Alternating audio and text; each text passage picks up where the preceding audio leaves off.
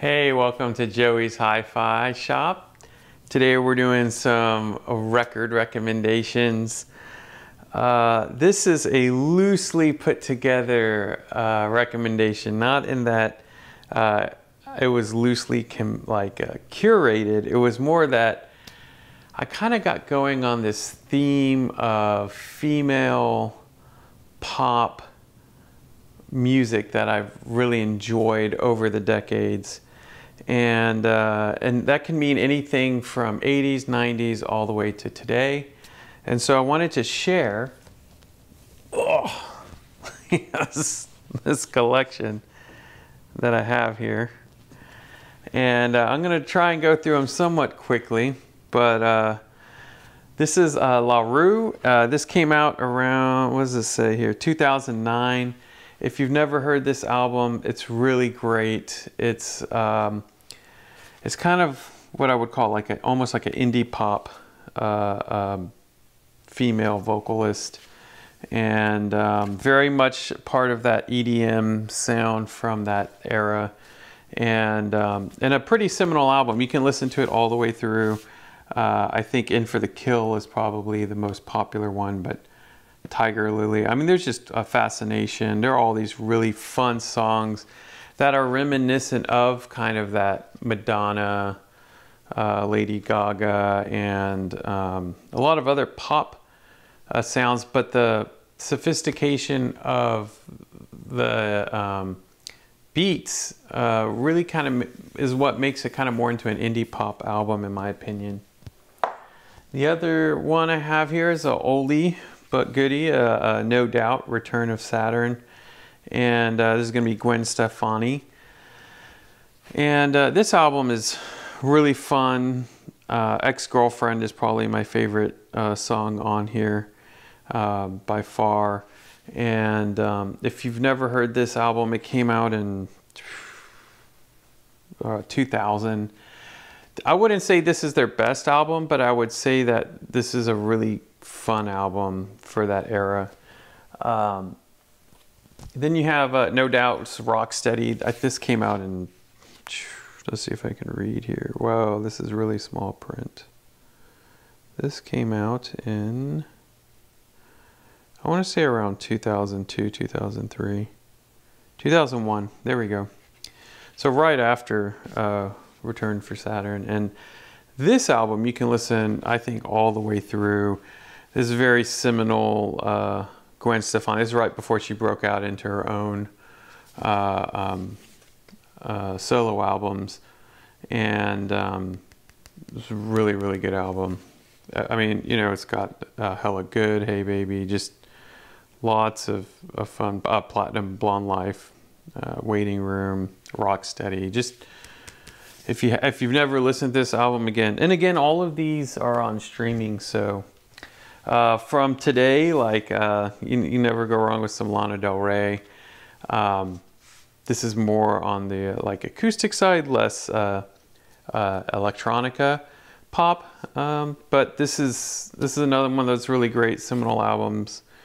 You can listen to it all the way through, and I don't know, I've just been when I was picking what I wanted to show y'all, I was picking all of this female pop music for some reason. I have some others that I've picked, but for this video. Now, Meghan Trainor's interesting. She was famous for this song called All About That Bass, but I listened to this on streaming, and I was like, wow, this whole album's good, and so I ended up buying it, and it's a really fun album. It sounds really great.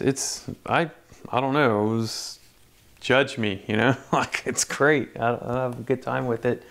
Of course, you can't go wrong with some Billie Eilish, and another well-recorded album, but just really fun too. And you know, you get this pop indie sound again, kind of like a La Rouge from earlier. Of course, got some Katy Perry here.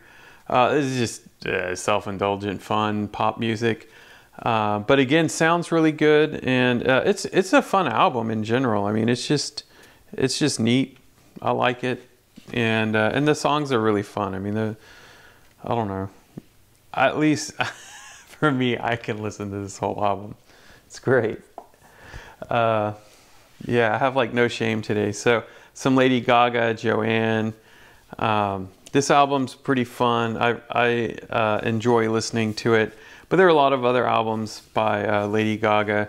But I think she definitely belongs in this area. And then this is Charlie XCX, and her album is really like, man, I remember when this album came out. I think it was 2019, something like that. Yeah, 2019.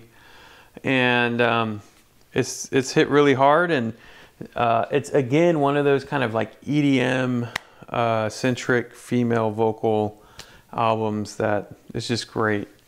Then of course we've got Immaculate Collection, Madonna, and you know, the OG Holiday, Lucky Star, you know, Borderline, Like a Virgin, Material Girl, Crazy for You, Into the Groove. You know, it just goes on and on and on. So this is like a best of. So this is a great album. If you've, you know, never heard Madonna for whatever reason, you know, this is a great place to start in terms of pop, female pop, from this kind of 80s